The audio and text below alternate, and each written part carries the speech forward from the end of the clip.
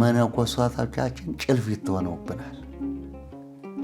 ቤተ ክርስቲያንን ያስተዳድራሉ የሚባሉ ጠቅላላ መነኮሳት ጭልፊት እንግዲህ ይዞ በሰማይ መብረር ነው።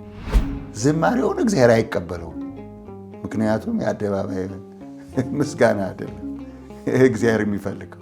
ለመንግሥተ ሰማያት የሚያበቃ መዝሙር አሁን የለም።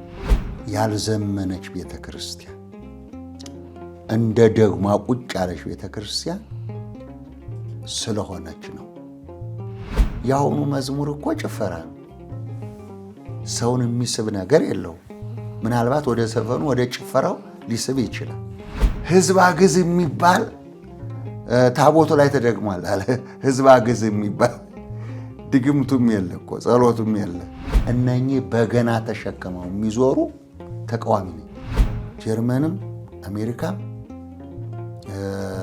ካናዳም ቤተ ክርስቲያን ማስገዛት የጀመርኩት እኔ ነኝ። የዘረኝነት ደዌ ከጳጳሳት ምን ይሰራል? ሽማግሌ እኮ የተቀመጠ ይመስላል። እመቤታችን ጌታን ከወለደች በኋላ አግብታ በስነ ስርዓት ተንደላቃ የኖረችበት ትዳር አለ ይላል። ሽማግሌ ነበር እሱ። ይሄ ጴንጤ ነው፣ መጽሐፍ ቅዱስ ይዞ መጥቶ ጴንጤ ነው፣ ሰውን ሊያስክድ ነው እያሉ ከካህናቱ ጭምር የሚቃወሙኝ ነበሩ። እኔ እንደዚህ አይነት ራሱ ጳጳሳቱ መፍቀዳቸው ራሱ በጣም ይገርመኛል። ዘመናዊ ነገር ሰርቶ እንኳን ቢያቀርብ ውሻ ነው የሚያደርጉት። ቤተ ክርስቲያን አይደለም ኢትዮጵያን ዓለምን የማዳን ኃይል አላት። ከ45ቱ ጥያቄ ውስጥ 4 ብቻ ተመልሰዋል። የኔ ራእይ ተሳካ፣ የኔ ህልም ተሳካ። በአቡነ ጳውሎስ ነው የተሳካው። የዓለም መሪ እምነት ከኦርቶዶክስ ነው የሚለው። አስተዳደር ግን ያው ችሎታ ስለሌለ ከግሪክ ከፈረንጆቹ አስተዳደር ገና ወደ አስተዳደር ውስጥ ስላልገባን ገና ነው። 4ቶቹ ተመልሰውልኛል። ስንት ይቀረኛል? 41 ይቀረኛል የቤተ ክርስቲያኗን ችግር ለመፍታት። ከዛ በኋላ የኢትዮጵያ ኦርቶዶክስ ተዋሕዶ ቤተ ክርስቲያን ስትበታተን 6 ፓትርያርክ እንዲኖራት ነው የተሰራው። አንዱ ተጀምሯል። የሥነ ምግባራት ጉድለት በጳጳሳቱም በመነኮሳቱ በአስተዳደሩም በማካህናቱም በእኔም ጭምር ካልታረመ ቤተ ክርስቲያኗ አደጋ ላይ ናት ማለት ነው።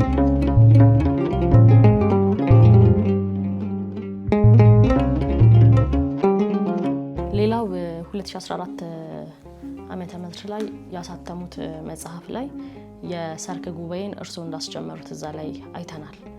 ይህ በእንዲህ እንዳለ አሁን ደግሞ ያሉት የማታ ጉባኤዎች፣ የሰርክ ጉባኤዎች አብዛኞቹ የሚተቹት ዝማሬ ይበዛባቸዋል፣ ወንጌሉ ቀነስ ያለ ሰዓት ይሰጠውና ለዝማሬ ያጋድላሉ ይባላል።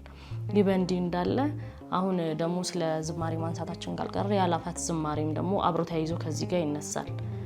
የአላፋት ዝማሬን አይተዋል። አሁን የገናዋ ዜማ ላይ የነበረውን ድምቀት እና ይሄ አንዱ ተጽዕኖ ፈጥሯል። የሃይማኖታዊው የአምልኮ ስርዓቱ ላይ በጣም የተገዳደረው ነው የሚገኘው ይሄ ዝማሬ ነገር የሚሉ ሰዎች አሉ። በመጀመሪያ የአላፋት ዝማሬን እርስዎ እንዴት ተመለከቱት? ነገሩ ትክክል ነው ይላሉ ወይስ? በጣም ጥሩ ጥያቄ ነው። እንግዲህ ስለ ዝማሬ ከማንሳታችን በፊት ዝማሬው የት ይዘመራል ነው። ጌታችን መድኃኒታችን ኢየሱስ ክርስቶስ እንዲህ ይላል፣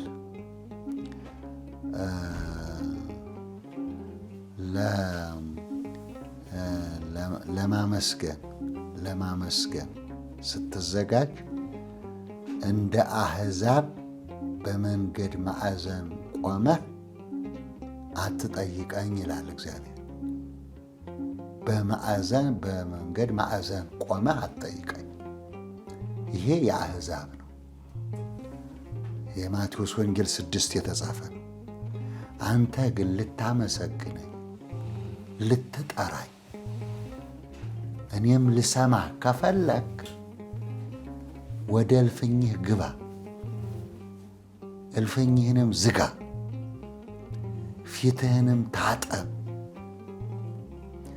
በስውር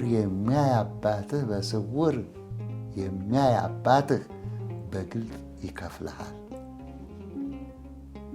የማመስገኛ ቦታዎች አሉ፣ የመጸለያ ቦታዎች አሉ። የኢትዮጵያ ኦርቶዶክስ ተዋሕዶ ቤተክርስቲያን በዚህ ሀብታም ናት፣ ችግር የለባትም። እና እኔ በ1979 ዓመተ ምህረት የሰርክ ጉባኤ ሳጀምር ከዛ በፊት የሰርክ ጉባኤ የሚባል አንድ ቤተክርስቲያን ይቀድመኛል። እሱም ምስካየ መድኃኔዓለም ነው። አባ መዓዛ የሚባሉ አባት የማታ ጉባኤ የሰርክ ጉባኤ አጀምረው ማታ በአማርኛ ምስካየ መድኃኔዓለም ጉባኤ ይካሄድ ነበር። ከዛ ውጭ ግን ቤተክርስቲያን ጥንታዊና ታሪካዊ ናት። ንግስ ሲኖር እሁድ ጠዋት አብዛኛው በዓል ሲሆን ነው ወደ ቤተክርስቲያን የሚሄደው። ከዛ ውጭ ግን ሊያውም በደርግ ጊዜ ከባድ ነው። ምክንያቱም መሰብሰብ አይፈቀድም። እኔ ግን ስመጣ ዋጋ ከፍዬ ነው። በደረቅ ምላጭ ተላጭቼ፣ በእግር ብረት ታስሬ፣ ተገርፌ። ምክንያቱም ስወጣ እዛው ጉባኤ እመለሳለሁ። ሁለተኛ ወደዛ ጉባኤ እንዳትሄድ ሰው እንዳሰበስብ ብለው ነው የሚገርፉኝ፣ የሚደበድቡኝ። ምክንያቱም እዛ የሚሰበሰበው ሕዝብ ወንጌል ሲባል በቃ ሞላ ቤተ ክርስቲያኑ፣ አይቶ አያውቅም። እንደገና ደግሞ እሁድም ጠዋት ታምረ ማርያም ነው የሚነበበው፣ በቂ ሰባኪ የለም። ሁለተኛ ነገር ደግሞ በበዓልም ቀን የበዓሉ ርዕስ ተሰጥቶ የሚሰማውም አይሰማውም ያው አንድ ላይ ሆኖ ጠላ ጠጥቶ እንጀራ በልቶ ይሄዳል ማለት ነው። እኔ ግን ይዤ የመጣሁት መጽሐፍ ቅዱስ ነው። በቤተ ክርስቲያኑ ወንጌል ይባላል፣ በግዕዝ ወንጌል ይባላል። ስለዚህ እኔ መጽሐፍ ቅዱስ ብዬ ስመጣ ይሄ ጴንጤ ነው መጽሐፍ ቅዱስ ይዞ መጥቶ ጴንጤ ነው ሰውን ሊያስክድ ነው እያሉ ከካህናቱ ጭምር የሚቃወሙኝ ነበሩ። ሁለተኛ ነገር ደግሞ ወንጌል ማለት መጽሐፍ ቅዱስ እንደሆነ፣ መጽሐፍ ቅዱስ ወንጌል ማለት እንደሆነ ስለማይረዱ ነው። እኔ አማርኛ መጽሐፍ ቅዱስ ነው የመጣሁት። እነሱ ያላቸው ደግሞ በቤተ ክርስቲያን ግዕዝ ነው። ቅዳሴው በግዕዝ ነው የሚነበበው፣ ወንጌሉ በግዕዝ ነው የሚሰበከው፣ በግዕዝ ነው። አንዳንድ ተርጓሚዎች ካሉ በአንዳንድ ቦታ ትርጉም ይተረጎማል ማለት ነው። እና ብቁ አልነበረም። ስለዚህ እኔ ያንን ጉባኤ ደብረ ብርሃን ስመሰርት፣ የሰርክ ጉባኤ ስመሰርት ደብረ ብርሃን ጥቅልል ቃለ። ከዛ ደግሞ ያኔ ወደ ደብረ ብርሃን ደርሶ ወደ ደብረ ብርሃን ሲያዝ እኔ ቀደም ብሎ ወደ አዲስ አበባ ገባው። ቀጨኔ መድኃኔዓለም፣ ቀጨኔ ደብረ ሰላም መድኃኔዓለም ቤተክርስቲያን ጀመርኩ ማለት ነው። ከዛ ተለቅልቅ ቃለ፣ ከላይም ከታች ቤታው ግቢው አልበቃ አለ። ግን አሁኑም ዱላውና ስራቱ አልቀረ። ይሄ ሁሉ ሰው እንዴት ሰበሰብክ የሚል ነው። ኋላ መጨረሻም ከድብድቡ በጉባኤ ስለሰበሰብኩት እዛ ፍርድ ቤት ስቀርብም ፈቃድ አለ ሆይ? እንዲህ ኦርቶዶክስ ፈቃድ አላት፣ እኔ ኦርቶዶክስ አገልጋይ ነኝ፣ የኛ አይደለም ብሏል። እዛ ደግሞ ቤተ ክህነት እየጠየቁ ለኛ የኛ አይደለም ብሏል ምናምን ብለው ነበረ። ኋላ ደግሞ መጨረሻ ላይ አንድ ዳኛ መከረኝ። ሄደህ ተፍትህ ሚኒስቴር እኮ ፈቃድ ማውጣት ትችላለህ ብሎ አንድ ሙስሊም ነው እዚህ ጊዮርጊስ ፊት ለፊት ዳኛ እሱ ቀር ነገረኝ። ከዛ መካነ ሕዙናን በጎ አድራጎት ማህበር ብዬ ደግሞ አወጣው ማለት ነው። ከፍትህ ሚኒስቴር አወጣው። ያንንም ይዤ ቤተክርስቲያኗንም ተጠግቼ በአጠቃላይ ቀጨኔ መድኃኔዓለም እና ውንጌት ጴጥሮስ ጳውሎስ እነ ዮሐንስ ወልደ ነጎድጓድ እነ አራዳ ጊዮርጊስ እነ 4 ኪሎ ቅድስት ሥላሴ እነ ቅድስተ ማርያም ሰው በሰው እየተጥለቀለቀው በእኔ ምክንያት ነው ማለት ነው። ከዛ በኋላ ብፁዕ ቅዱስ አቡነ ጳውሎስ ሲሾሙ እንዲህ ሰው እንደዚህ የሰርክ ጉባኤ የሚፈልግ ከሆነ የሰርክ ጸሎት የሚፈልግ ከሆነ ለምንድነው ቤተክርስቲያን የምትዘጋው? ስለዚህ ሙዳየ ምጽዋቱ ራሱ ሙዳየ ምጽዋት የሚገባው ሳይሆን ሙዳየ ምጽዋቱ ራሱ ተሸጦ ወንጌል ይሰበክ። ስለዚህ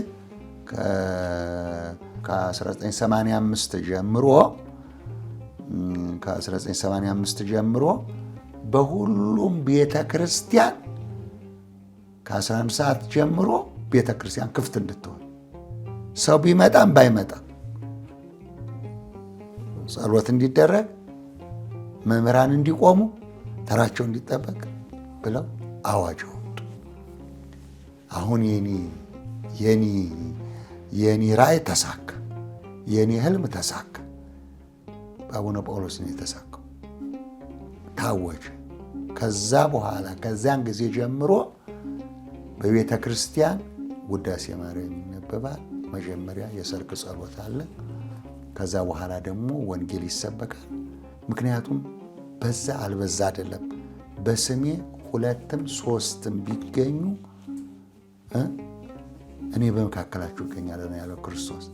ስለዚህ 5ም ሰው ይዞ መስበክ፣ 1000 ሰውም ይዞ መስበክ እንደኔ በ10 ሺዎች ባይሆንም፣ ስለዚህ የኔ ብዙ ነው። ከዛ ደግሞ ኢህአዴግ ደግሞ መንግስት ይሄ ሰው መንግስት ይገለብጣል፣ ቤተ ክህነቱንም ያሰጋል፣ ቤተ መንግስቱንም ያሰጋል ብሎ ደግሞ ስርዓቱ ቀጠለ። ደግሞ ከደርግ ደግሞ ተሸጋገረና ቀጠለ ማለት። እኔም ቀጠልኩ፣ ስርዓቴንም ጉባኤውንም ምህላውንም ቀጠልኩ ማለት። ስለዚህ በእኛ ጊዜ አንደኛ ህዝቡ መንፈሱ ጠንካራ፣ ሙሉ ቀን አራዳ ጊዮርጊስ ምህላ ስናደርስ 12 ሰዓት ነው የምንጀምረው። ጠዋት እህል አይበላም፣ ጫማ አይደረግ። ጫማውን አውልቆ እህል ሳይበላ ሙሉ ቀን የምንጨርሰው ማታ 1 ሰዓት ነው። ጠዋት 12 ሰዓት የጀመር የምንጨርሰው ማታ 1 ሰዓት። ሙሉ ቀን 4 ወንጌል እየተነበበ ሙሉ ቀን ጾሞ ሲጸልይ ሲዘምር ወንጌል ሲማር ይውላል። 1 ሰዓት ሲሆን ማታ ቤቱ ሄዶ 1 ጥርኝ ሽምብራ በሶ ይቀምሳል። ጤነኛ ነው።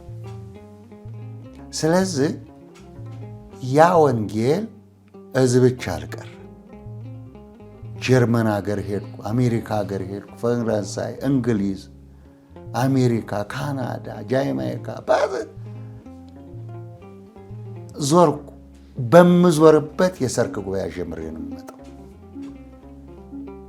1 ቀን አስተምሬ አልሄድም፣ አስቀጥዬ ነው የምመጣው። እዛ ስሄድ በሙሉ ክራይ ቤት ነበሩ። ጀርመንም አሜሪካም ካናዳም ቤተ ክርስቲያን ማስገዛት የጀመርኩት እኔ ነኝ። የራሳችሁ ግዙ። ምክንያቱም እኔ በመሄድበት መኪና ነድቶ የሚመጣው በአይሮፕላን የሚመጣው የአሜሪካውም ቤተ ክርስቲያን የተከራዩት ስላልቻለ አዳራሽ እየተከራዩ ነበረ የምንሰብክ የነበረው። ምክንያቱም ያከራዩቸው ለ4 ሰዓት፣ ያቺ 4 ሰዓት ስትወጣ ሲያልቅ ይዘጋባቸዋል ቤተክርስቲያን። ስለዚህ ምን ያደርጉ? እኔ ደግሞ ማስተምረው ረጅም ነው፣ 2 ሰዓት 3 ሰዓት አስተምራለሁ። ረጅም ሰዓት ነው ማስተምረው። ስለዚህ ምን ያደረጉ? በአንድ ላይ ሆነው እዛም በየስቴቱ 36 ስቴት ውስጥ ነው የዞርኩት። አዳራሽ ጠዋት ቤተክርስቲያን ደርስና ያቺ ስትዘጋ ወደ አዳራሽ እንሄዳለን። ከዛ በኋላ ከየቦታው ይመጣል። ለአዳራሽ የተሰበሰበውን ሰው ደግሞ አስተባብሬ ቤተክርስቲያን አስገዛለሁ የራሳችን እንዲኖር። እንደዚህ ስል በርካታ ቤተክርስቲያኖች ዓለም ላይ ተጥለቀለቁ። ያበዛቸው ደግሞ የብፁዕ ወቅዱስ አቡነ መርቆሪዎስ መሰደድ ነው። እዛም ሄጄ የጀመርኳቸው እሳቸው እዚህ ከፓትርያርኩ ተሰደው ከኬንያ አድርገው እዛ ሀገር ሲሄዱ እዚህ ካኩማ ድረስ የሚባል ዛም ሄጃለሁ ስደተኞቹ ጋር ካኩማ ድረስ እና እዛም ቤተክርስቲያን ተሰርቷል። እና ጀምሬ ነው እስረኛውን አስተባብሬ እዚህ በረሃ ውስጥ ከምትቀመጡ ቤተክርስቲያን ስሩ። ስለዚህ ሰዓት ጀመርኳቸው አለ አሁንም ቤተክርስቲያኑ። ስለዚህ እስረኞቹ እንኳን ሳይቀሩ ማለት ከዛ አቡነ መርቆሪዎስ ሲሰደዱ ደግሞ ፓትርያርኩ እዛ ሀገር መጥተዋል። ስለዚህ የውጭ ሀገር ቤተክርስቲያን የውጭ ሀገር ፓትርያርክ ተባለ። ሁለተኛ ሲኖዶስ ተቋቋመ፣ ተጥለቀለቀ።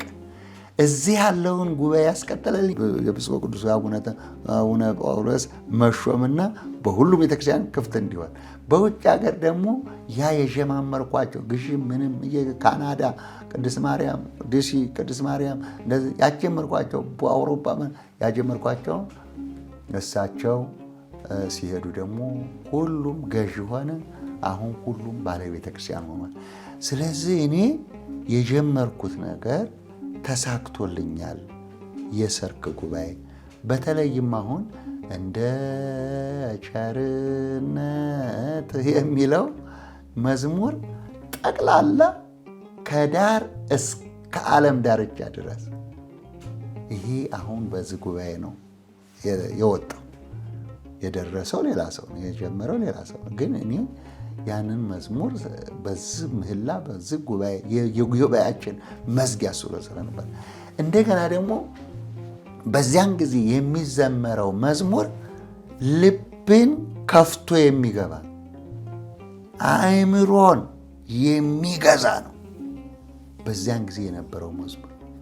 የአሁኑ መዝሙር እኮ ጭፈራ ነው። ሰውን የሚስብ ነገር የለውም። ምናልባት ወደ ዘፈኑ ወደ ጭፈራው ሊስብ ይችላል። ወደ ጭፈራው ወደ ዘፈኑ የድሮዎቹን መዝሙሮች ግን አዳምጫቸው። የሚያስለቅስ መዝሙር አለ። ለንስሐ የሚያበቃ መዝሙር አለ። ያሁኑ ደግሞ በልብስ መብረቅረቅ ነው። ያኔ ልብስ የለም። ልብሱ አዳፋ ሊሆን ይችላል። ይሄ ዩኒፎርሙ ላይኖራቸው ይችላል። አንዳንድ ቦታ ነው። ግን የሚዘመረው ዝማሬ ህዝብ እያለቀሰ የሚዘምረው ዝማሬ፣ ህዝብ ቁጭ ብሎ መንግሥተ ሰማያት የሚገባበት መዝሙር እጅግ እጅግ ልዩ የሆነ መዝሙር ነው። እንግዲህ ከዛ በፊት እኔ በጣም አዳምጠው የነበረው የኪነ ጥበብ መዝሙር ነው። መጽሐፍ ቅዱስ ስለሆነ ማለት ነው። እና ቤተክርስቲያኗን የሚመጥን ህዝቡን የሚገዛ ለመንግሥተ ሰማያት የሚያበቃ መዝሙር አሁን የለም። እንደ ፕሮቴስታንቱ፣ እንደ ካቶሊኩ፣ እንደ ሌላው ህዝብን የማይለውጥ አእምሮን የማይገዛ ልብን የማይከፍት ዝም ብሎ መዝሙር እንትና ይሄ ማን ነው? ምህረት አብ እኮ መብራት እያበራ የዘምር ነበር። እኛ አሁን የቸገረን መዝሙር አይደለም። እኛ አሁን የቸገረን መስቀል አደባባይ ተሰብስቦ መዝሙር። እሱማ መስቀል አደባባይ እኮ ደመራ አለ። ምን ችግር አለ? ይበቃናል። ደመራው ይበቃል። የአደባባይ ደመራ አለ። የአደባባይ ጥምቀት አለ። ስለዚህ በመላው ዓለም ጥምቀት አለ፣ በመላው ዓለም ደመራ አለ። ሌሎች የአደባባይ በዓሎች በየባህሉ ደግሞ አሉ። እኔ የምፈልገው ግን ትውልድን በኦርቶዶክስ ተዋሕዶ ቤተ ክርስቲያን ላይ መቅረጽ ከሕፃንነት ጀምሮ። አሁን እኔ ብዙ አብነት መምህር እቀጥራለሁ። ከሕፃንነታቸው ጀምሮ እንዲቀረጹ አደርጋለሁ። በመንፈሳዊ ኮሌጅ እየከፈልኩ 3 ዓመት አስተምራለሁ። ከየቋንቋው ተምረው ተመልሰው እንዲሄዱ። እኔ እንደዚህ አይነት ራሱ ጳጳሳቱ መፍቀዳቸው ራሱ በጣም ይገርመኛል። እኔ አሁን የሚያስፈልገው በየቤተ ክርስቲያኑ በሕፃን ላይ ስራ መስራት ነው። መኮትኮት፣ ማሳደግ፣ በመጽሐፍ ቅዱስ፣ በመዝሙር፣ በጸሎት፣ በጾም ኦርቶዶክስን የሚመስሉ ሰዎችን ቀርጾ ማውጣት። አለበዛ እኮ እንደ ትዝታው ይሆናሉ። ኧረ እንዲያው ስሙን አልጠራውም፣ ግን እንዲያው ብቻ ጠራሁት እንጂ አሁን እሱ ሰው ይባላል። እሺ ማን አሳደገው? የታደገ ይሄ ዝብ የሌለው አፍ ያለው ትውልድ ደግሞ ቄስ ነኝ ይላል፣ ደግሞ ዲያቆን ነኝ ይላል፣ ደግሞ እንደዚህ ነኝ ይላል። ሽማግሌ እኮ የተቀመጠ ይመስላል። እመቤታችን ጌታን ከወለደች በኋላ አግብታ በስነ ስርዓት ተንደላቃ የኖረችበት ትዳር አለ ይላል። ሽማግሌ ነበር እሱ፣ አማላጅ ነበር እሱ፣ የተላከው እዛ ነበር። ሕዝብ አግዝ የሚባል ታቦቱ ላይ ተደግሟል አለ። ሕዝብ አግዝ የሚባል ድግምቱም የለ እኮ ጸሎቱም የለ። የፈጠረው ይሄ ጨዋታው ሕዝብ አግዝ የሚል ተደግሞበታል። እና እንደነዚህ አይነቶቹ የሲኦል እራት ከሚሆኑና ከሚያደርጓቸው ሰዎች ለመዳን ሰዎችን መቅረጽ ያስፈልጋል። የአላፋት ዝማሬ መዘመር አውጥቼ ነበረ። ዝማሬውንም መልስም ሰጥቼ ነበር ቦሌ መድኃኔዓለም በነበረበት ጊዜ። የዛሬ 2 ዓመት ነው። የሚሰማኝ ስለሌለ ነው የተውኩት። ከነ ዝማሬው ከነ መልሱ ከነ ጥቅሱ በደንብ አድርጌ በሚዲያ አውጥቼ ነበረ። ከተሰራ በመላዋ ዓለም ወይም በመላዋ ኢትዮጵያ ውስጥ ያለችው ቤተ ክርስቲያን ውስጥ ዝማሬው ይጠናል። ሰዓቱ አንድ አይነት ይሆናል። ልክ በዛች በአንድ አይነት ሰዓት ደወል ተደውሎ በአንድ አይነት ሰዓት ሁሉም ቤተ ክርስቲያን ጧፍ ተበርቶ ዝማሬው እንዲዘመር ማድረግ ቤተ ክርስቲያንን መለወጥ ማሳደግ ነው። ለሚዲያ ከሆነ ወይም ኦርቶዶክስ ይህን ያህል አለ የሚል ከሆነ እኛ ተቆጥረን ጨርሰናል። 70 ሚሊዮኑ የኦርቶዶክስ ነው፣ ችግር የለበትም። ምን ለማምጣት ነው? መስቀል አደባባይ ምን ያደርግልናል? ምን ያደርግልናል? ዝማሬውን እግዚአብሔር አይቀበለውም። ምክንያቱም የአደባባይ ምስጋና አይደለም እግዚአብሔር የሚፈልገው። ምን ያደርግልናል? ለታይታ ለጉራ ነጭ ለብሶ ለመታየት በቃ አልፈልግም አለ እግዚአብሔር። የታይታ በመንገድ ማዕዘን የሚደረገውን አልፈልግም አለ። 2 ነገር እኔ ተቃዋሚ ነኝ። አንድ ነገር ልንገርሽ። አንደኛ እነኚህ በገና ተሸክመው የሚዞሩ ተቃዋሚ ነኝ። በገና ተሸክሞ የሚዞር በገና የጸሎት ነው። በገና መድኃኒት ነው። በገና ፈውስ ነው። በጸሎት ቤት የሚጸለይበት ነው። በቤተ ክርስቲያን የሚጸለይበት ነው። በሽተኛ የሚድንበት ነው። ለእግዚአብሔር የሚቀርብ እየተለቀሰ ከእንባ ጋር የሚቀርብበት የጸሎት መሳሪያ ነው በገና። ለፎቶግራፍ ለታይታ ተሸክሞ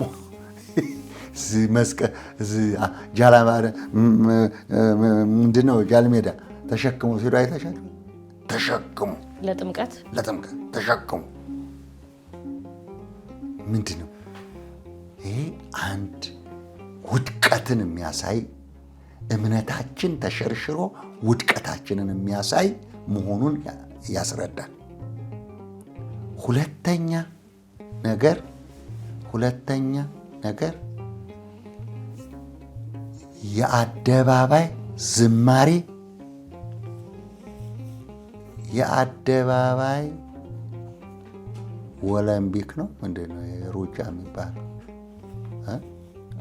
ለእነሱ ነው የተፈቀደ። በአደባባይ ኢትዮጵያን ስሟን ማስጠራ ምንድነው ይሄ? አሁን ኢትዮጵያ ውስጥ ትልቅ ነገር ኃይሌ የጀመረው ነው መሰለኝ ታላቅ ሩጫ በኢትዮጵያ እሱ በቃ ፈረንጁም አብሻው ይሮጣል። መሮጥ ጥሩ ነው። ዓለም ላይ ሄደሽ ወይ በዘፈንም ይሁን ወይ በሩጫ ይሁን ወይ በኳስ ይሁን ኢትዮጵያ ስሟ እንዲጠራ ማድረግ እሱ ጥሩ ነው። ዝማሬ ግን የእግዚአብሔር ነው። ሃይማኖት እኮ ነው። የሚዘመረው በሃይማኖት ነው። ቅዳሴው፣ ማህሌቱ፣ ሳታቱ፣ ኪዳኑ፣ ዝማሬው፣ ስብከቱ ይህ ሁሉ ለእግዚአብሔር የሚቀርብ ነው። ሰላማዊ ሰልፍ ነው እንዴ እግዚአብሔር የሚቀበለው? ሰላማዊ ሰልፍ ነው እንዴ? በአደባባይ ምን ያደርግልናል? ይሄ መታረምም ያለበት መቆምም ያለበት ጉዳይ። ስለዚህ የወንጌል ላይ ቢሰራ ወንጌል ላይ ቢሰራ ሕፃናት ቢቀረጹ ቤተ ክርስቲያን ለእግዚአብሔር የሚቀርበውን መስዋዕት ወደ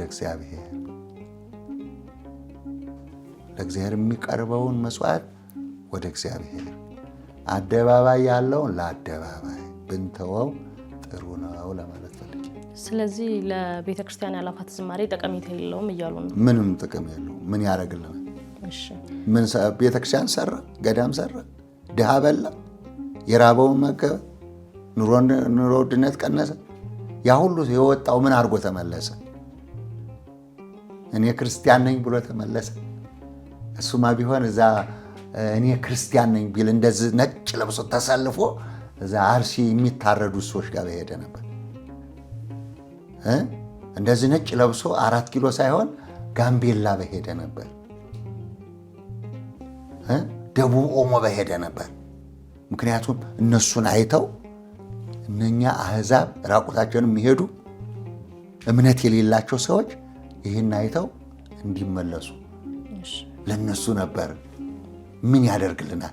ለቤተ ክርስቲያኗ ምንድነው የጠቀማት? እውቅና። ቤተ ክርስቲያኗ የታወቀች ናት። ኦርቶዶክስ የታወቀች ናት። እውቅና ያስፈልጋት።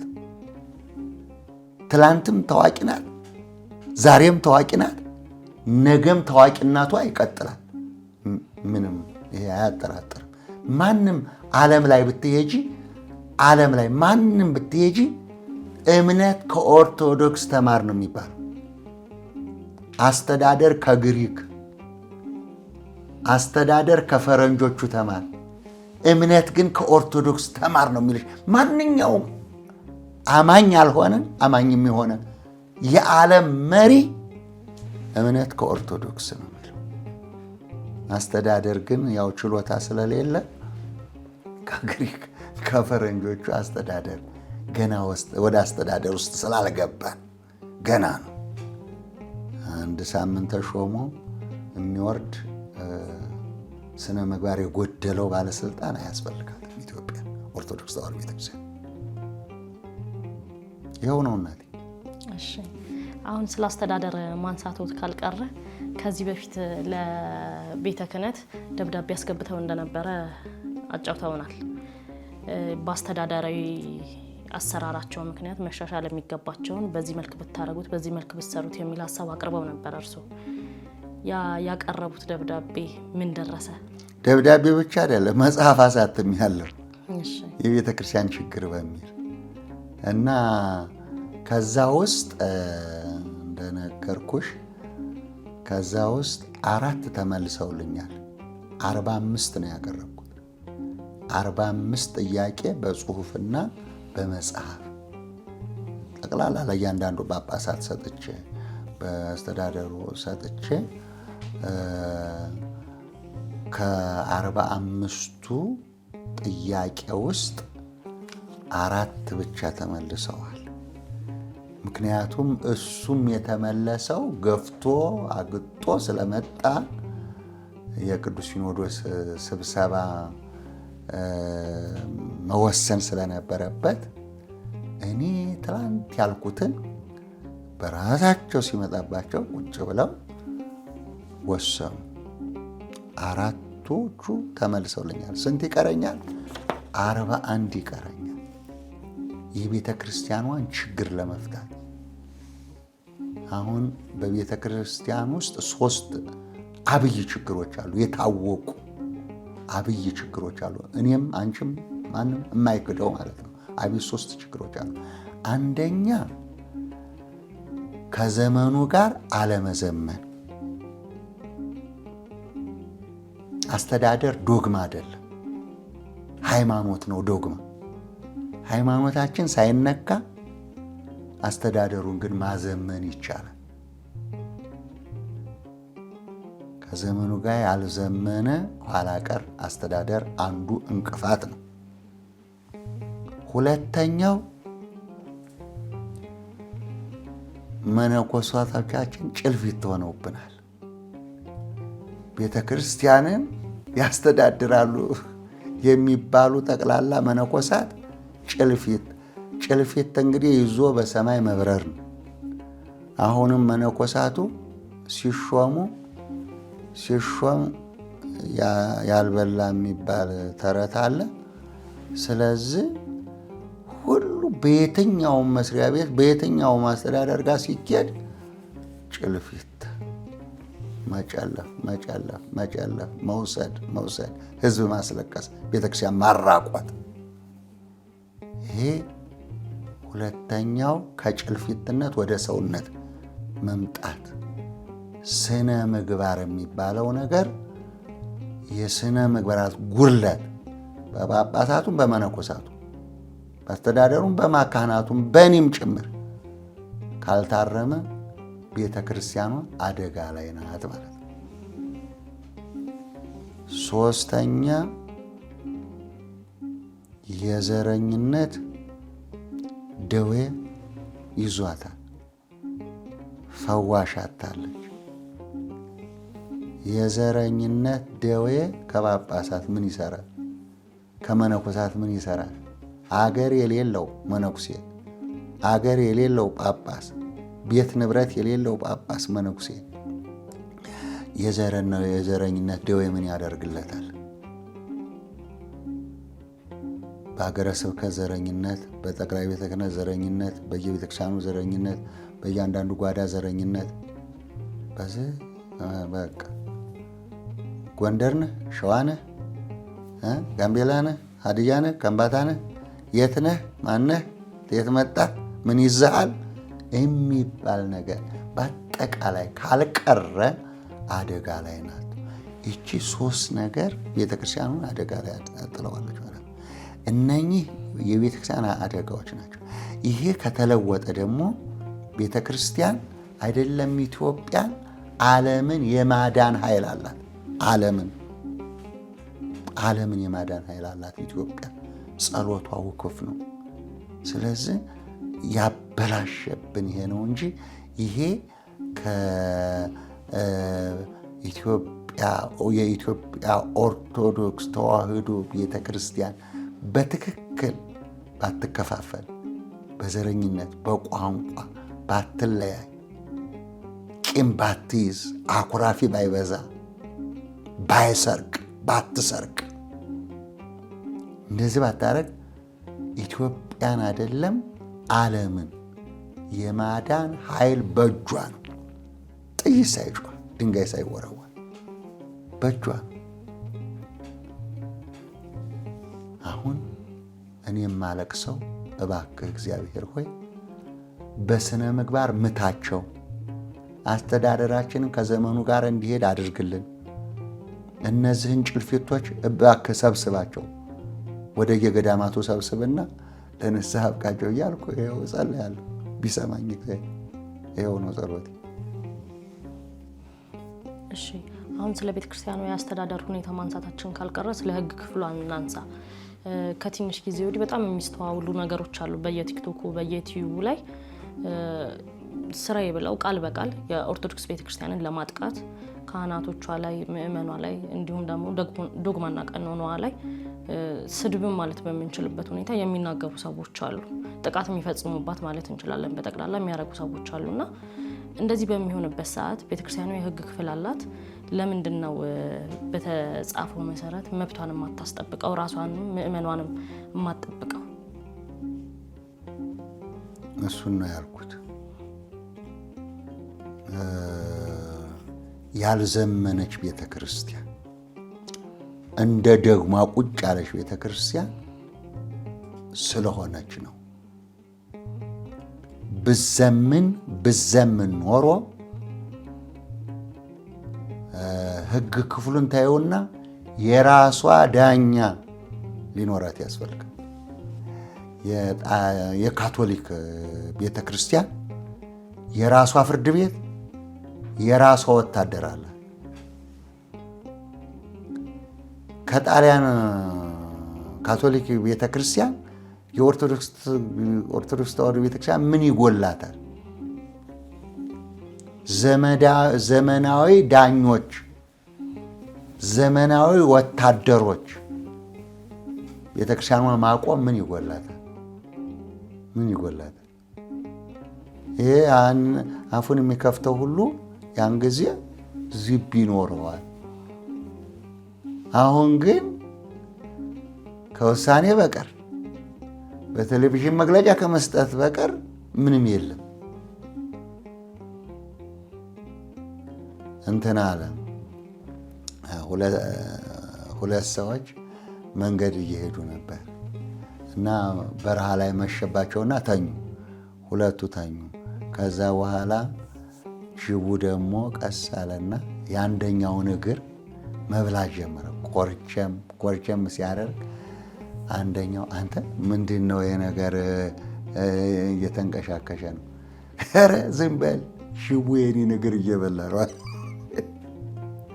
እና አሁን ምንም የጎደላት ሳይኖር ወደ ዘመናዊነት ማደግ ጎሏታል። ሁለተኛ ነገር ደግሞ አንድ ሰው እንኳን እንደዚህ እና ቤተክርስቲያኗ እንደዚህ ብትሆን ብሎ እንደዚህ በቃ ዘመናዊ ነገር ሰርቶ እንኳን ቢያቀርብ ውሻ ነው የሚያደርጉት። ለምን? እስቲ እንከተለው፣ እስቲ ሀሳቡን እንቀበል፣ እስቲ እንወያይበት። ምንድን ነው ሀሳቡ? ለቤተክርስቲያኗ የሚሻል ነገር ነው ወይ አይል። ይሄማ ጠላት ነው፣ ደንቆሮ ነው፣ በቃ አለቀ። ሌላው ይሄ ስድቡ ምናምን በስትራቴጂክ የተሰራ ነው። ብዙ ገንዘብ ወጥቶበታል፣ ብዙ ስራ ተሰርቶበታል።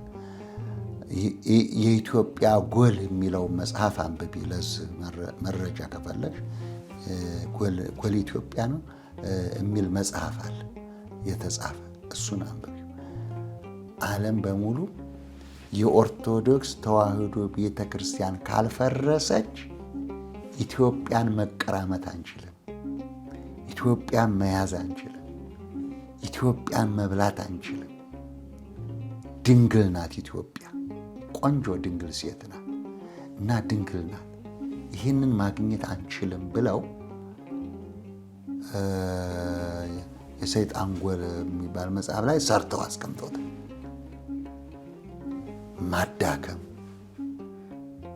ህዝቦቿን መበታተን፣ ሃይማኖቷን እንደዚህ መዘርጠን፣ እንደዚህ ተወብለው ሰርተው ከዛ በኋላ የኢትዮጵያ ኦርቶዶክስ ተዋሕዶ ቤተክርስቲያን ስትበታተን 6 ፓትርያርክ እንዲኖራት ነው የተሰራው። አንዱ ተጀምሯል። እዛ ትግራይ በትግራይ ሰላማዊ አባ ሰላማ የሚባል ቤተ ክህነት መስርተው አሁን ፓትርያርክ መምረጥ ነው የቀራቸው።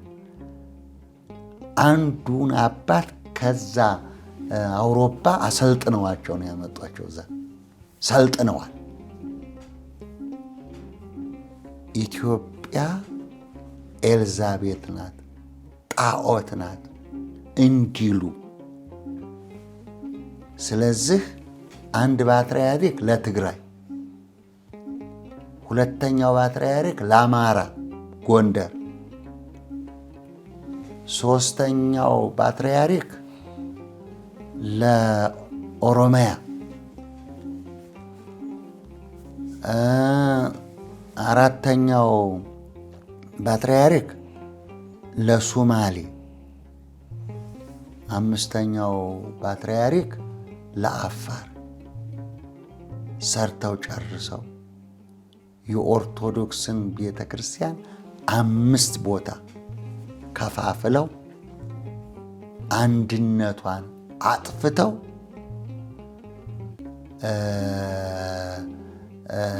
ለመቀመጥ ስትራቴጂክ ተሰርቶ ገንዘብ ወጥቶ ሰዎቹም ተሰማርተው አሁን ስራ እየሰሩ። በዚህ ጊዜ እኛ መንቃት ነበረብን። አንድነቷን ላለማፍረስ፣ አንድነቷ እንዲቀጥል ለማድረግ እኛ መንቃት ነበረብን። ለዚህ ነው ቀረጻ ያስፈልገው። በየቤተክርስቲያኑ፣ በየክልሉ፣ በየሀገረ በሁሉ ሕፃናት ላይ ስራ ተሰርቶ የነገው እንዲቀጥል ማድረግ ነበረብን። ታኝተናል። ግን እግዚአብሔር ካለ ደግሞ አትፈርስም። ሊያፈርሷት የመጡት ግን ይፈርሱ ይሆናል። እናያለን። ጥያቄዎችን ጨርሻለሁ። ስለነበረን ጊዜ እናመሰግናለን። በጣም አመሰግናለሁ። ምናልባት ሁሌ እንደምለው መታችሁ ኢንተርቪው አድርጋችሁ ወደ ህዝቡ ስትለቁ ህዝቡ ደግሞ አይቶ ሰምቶ የሚጠይቀው ነገር ይኖራል፣ ኮሜንት ይኖራል። እነዛ ኮሜንቶቹን ይዛችሁ እንድትመጡ በድጋሚ እንድንገናኝ አሳስባለሁ። ሌላው ደግሞ ሁሉም ሰው አንድ ሀገር እንዲኖረን፣ አንድ ሃይማኖት እንዲኖረን፣ አንዲት ቤተክርስቲያን እንዲኖረን፣ አንድ ሀገረ እግዚአብሔር የተባለች ኢትዮጵያ ሀገራችን እንድትኖረን ሁሉም ሰው ይጸልይ። ትንሹም ትልቁ። መጪው ጾም ነው። የካቲት 9 2018 አብይ ጾም ይገባል። ስለዚህ በዚህ አብይ ጾም እየጾም እየሰገን የተጣላን እየታረቅን የተጣላውንም እያስታረቅን ስምዐና አምላክን በጠዋት በኪዳን በማታ የሰርክ ጸሎት በቀን 2 በየቤተ ክርስቲያኑ እየተሰበሰብን እንድናለቅስ መልእክቴን አድርሱልኝ። በጣም አመሰግናለሁ። እግዚአብሔር ይስጥልኝ።